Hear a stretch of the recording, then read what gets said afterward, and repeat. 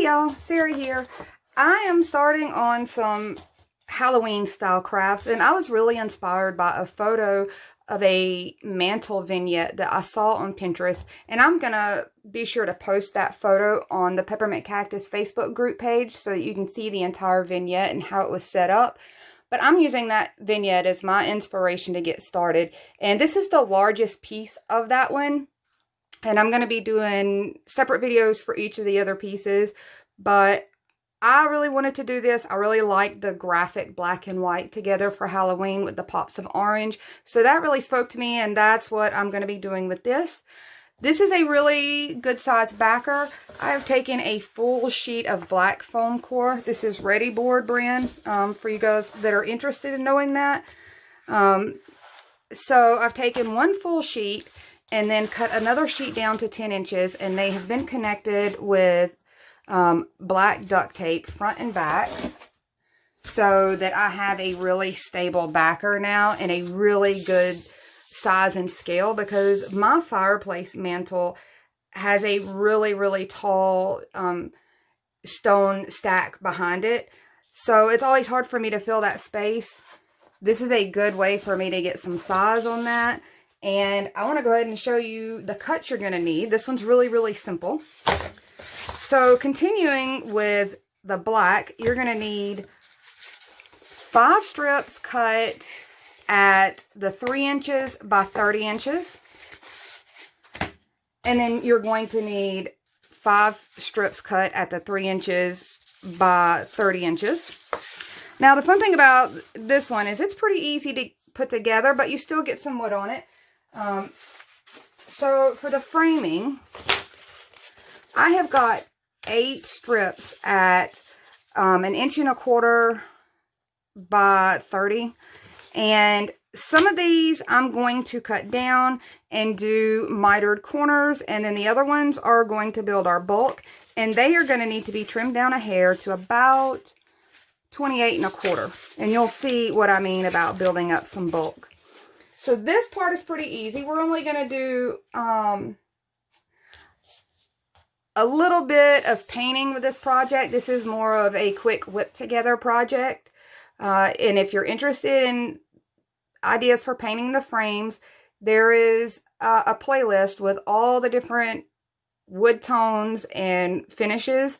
So pick your favorite to go with this if you like this idea. This was just something that I was inspired by, and if I'm gonna craft now at this point, I just go ahead and record it just in case somebody wants to know how to do it. So all I'm gonna do, these are not going to be painted. You can always paint them if you want to do your stripes in some kind of wood color. I just really love the bold black and white graphics together. And guys, I can't scoot back any further to make you be able to see this whole big piece, because it really is going to be large. So you can see where I'm going with this. I'm just going to go ahead and lay it out, and then we'll start gluing it down. I want to go ahead and get it laid out and glued down so that I can move it out of the way to paint. So this is where we're going with this, and you can see it's really large, and it just really pops with the black and white stripes. I'm going to go ahead and start mapping this out and getting these glued down so I can put this to the side and we can get some painting done. I'm just using regular hot glue. And I want to push this right flush with those edges so that we can paint those down later and have them blend in as one nice solid piece. This one, because it does have the black and white mix, I am going to switch these really close together. Whereas sometimes I'll leave a little spacing like wood slats. This one I'm actually going after the black and white striped look, so I'm going to make sure that these are really nice together.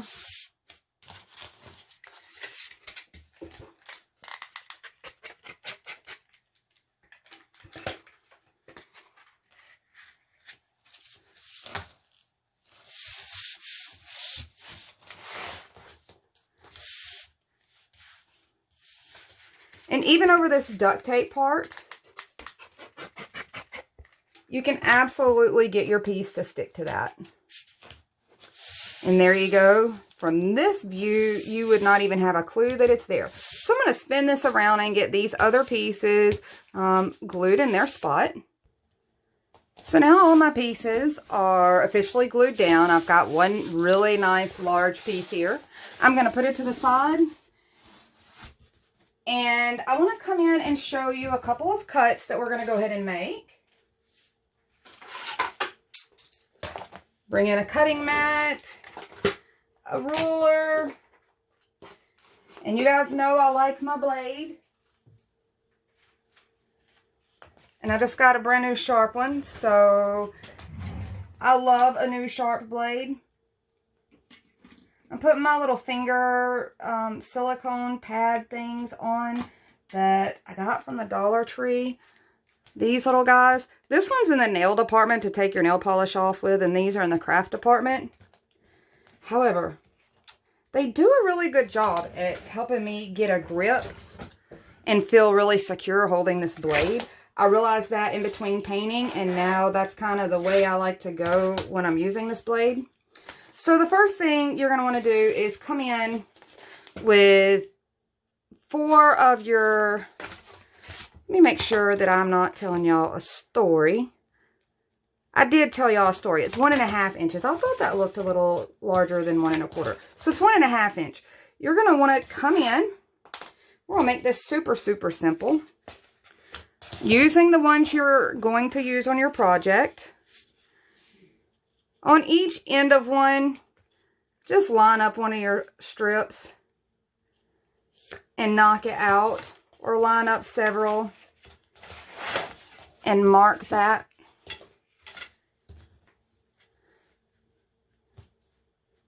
And we're going to cut all of those off because of the way that we're going to want them to bump up against each other. And we're lining it up slightly different than our frame so that it's got a little more stability with the way that we're going to stack it. So I've got all those marked. I'm going to go ahead and trim those down. And that ends up being about, I guess it would make it 28.5 on your length for these. Let me move these other ones out of the way before I fling them across the room.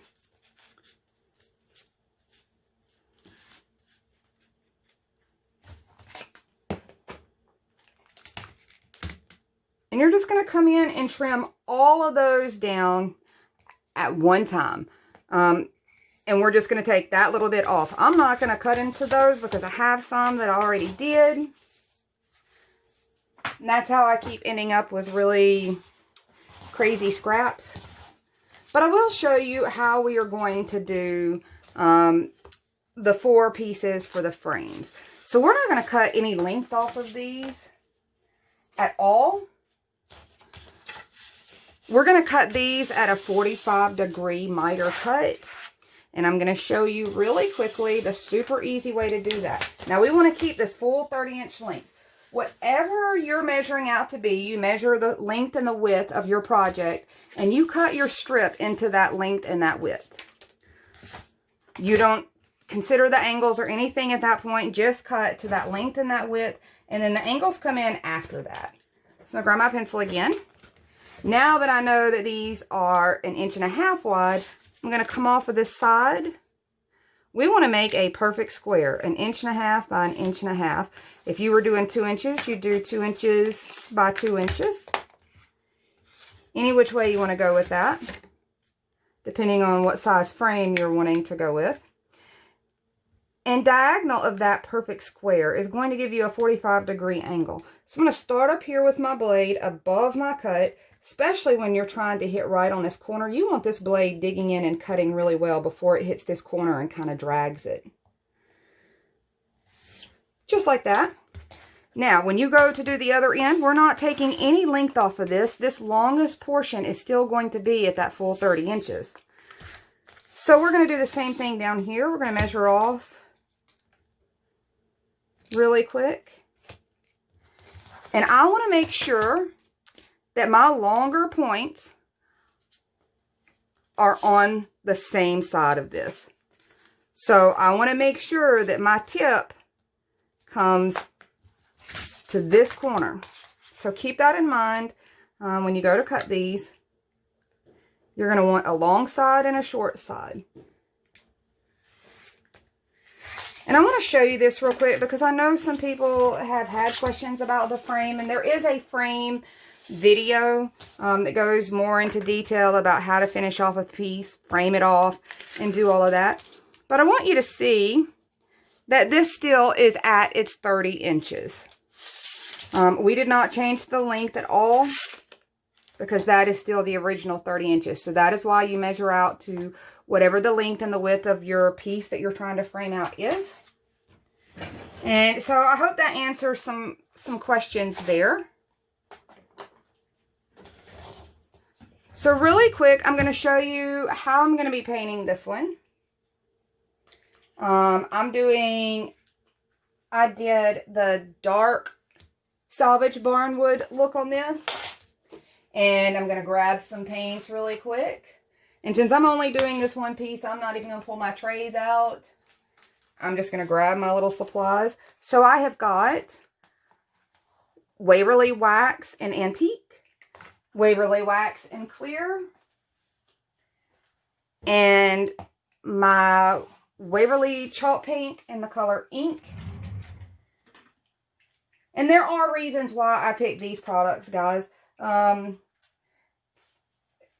So far, out of things that I've compared, and there are a couple other ones that you can use fairly well, but when I've compared those visually, up close and personal, when you've gotten to play with a couple different varieties of products together, these still give me personally the best results.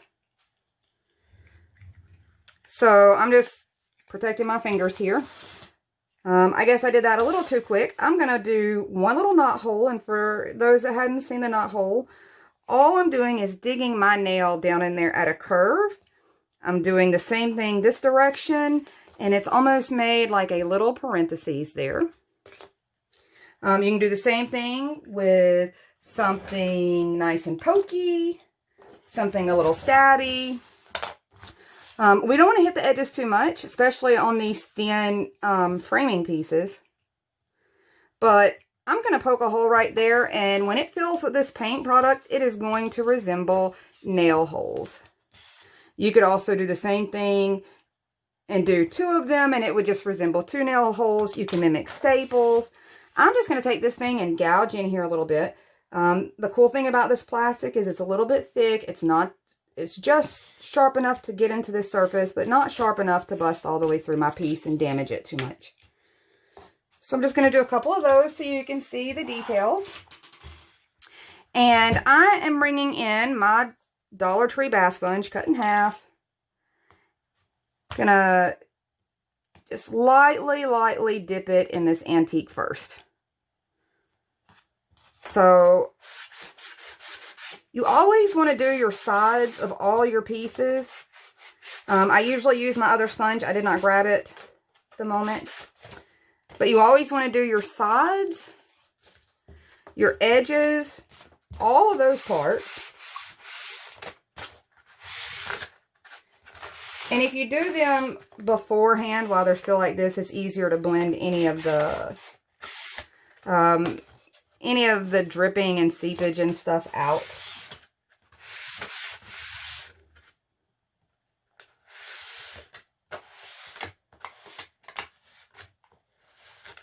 So the next thing I would do is come in. I'm going to push a little of that material down in there. That's those little holes we made. And you don't have to do it on this step. I'm just going to show it on both steps. Typically you want the darker color that you're using to be what goes in there. And we're going to be using that ink black color. So it's going to cover up this brown anyway. So as you can see, I'm applying this pretty uneven. And it is in the dark salvage barnwood tutorial. So if you want more details on that, go have a peek at that. I'm just dipping a little in my black and then a little in my wax. And that wax helps us work this across this surface really nice.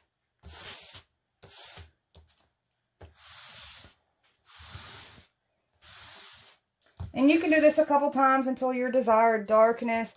You guys see, this is part of the reason why I keep my little dark brown premix here. It does make it easier to do these edges because now you see the edges that I did do, they're still not dark enough to meet with this layered color effect. So that's part of why I keep this nice and mixed. But there you go. That's the only kind of paint technique I'm using. And I need to blend that out a little bit because it's going to drive me nuts. And I already have this done. So let me grab those really quick. Okay, so here are my pieces. And I'm going to show you what I did. These are the pieces that I cut short. These were cut down to the 28.5. Now, they kind of look like they've been painted. Really, all I did was make sure the edges were done so that I don't have any white showing through when I go to layer these. It just makes it easier to make sure, because sometimes when you go to layer them, if you don't swoop around that edge a little bit, you still can end up seeing some white, and it's a little harder to get the paint down in there. So I just hit those edges fairly decent. And these are my little short guys. I'm going to put my frames aside for the moment.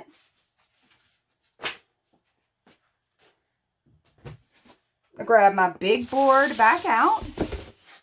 The cool thing about this is that now my inspiration photo has it going horizontally, but you could absolutely do it either which way. I like both looks, but I'm trying to keep entirely with my inspiration. So you can see why we cut that off.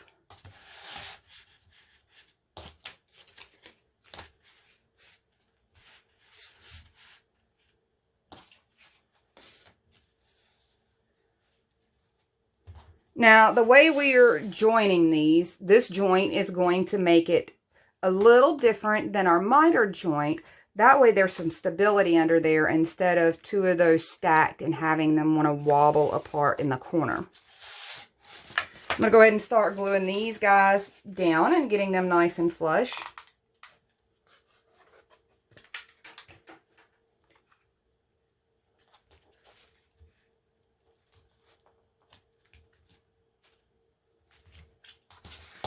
And I like to spin all the way around my piece and do my framing. That way, if I've got any oops cuts at the end, it gives me a little more wiggle room to try to work with that.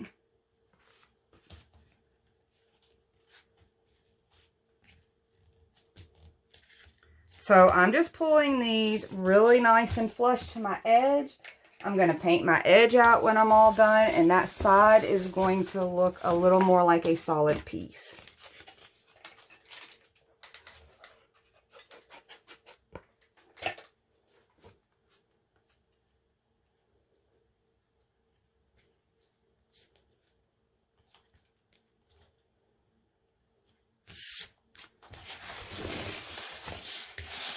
So see, undoubtedly I did have one that didn't get a great cut on these.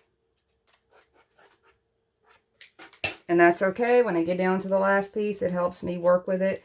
This one is not a super big deal because it will be underneath. And we're using this for bulk, to build up our frame, and to support our framing pieces. So I'm going to bring in my frame pieces with all my nice miters on there now. And I want you to see how it looks like those are nail holes right there.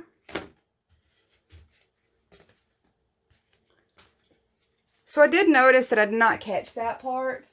I do want to go ahead and do that now before I glue that down, because sometimes, same thing, when you go to join those together, if you don't happen to have the greatest of cuts.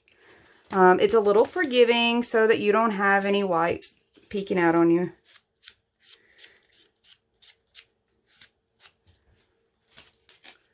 Alright, so I'm going to start gluing these down. And we are almost done, guys. This is a super easy one. However, in the photo that I saw, I absolutely love that bold graphic look to the black and white. I love the little bit of rustic brown wood with it. Okay, so I wanted to show you really quick when I said that the reason that we did it this way, if we had done both pieces this way, and both of our pieces this way, then those could wiggle apart in that corner a little more than doing this direction, because those corners are going to be adhered now to a very flat area.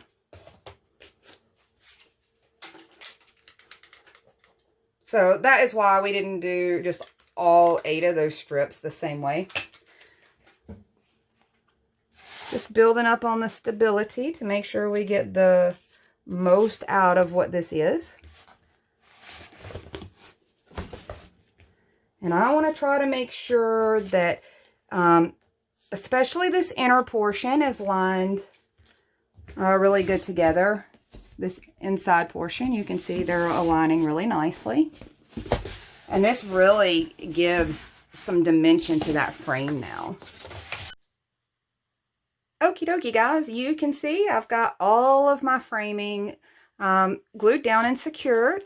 You can see this bulk that I was talking about adding to our frame, giving it a little beefiness. Some of the details of like where we did our faux nail holes.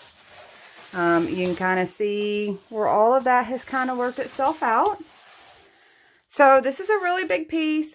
I'm absolutely loving it.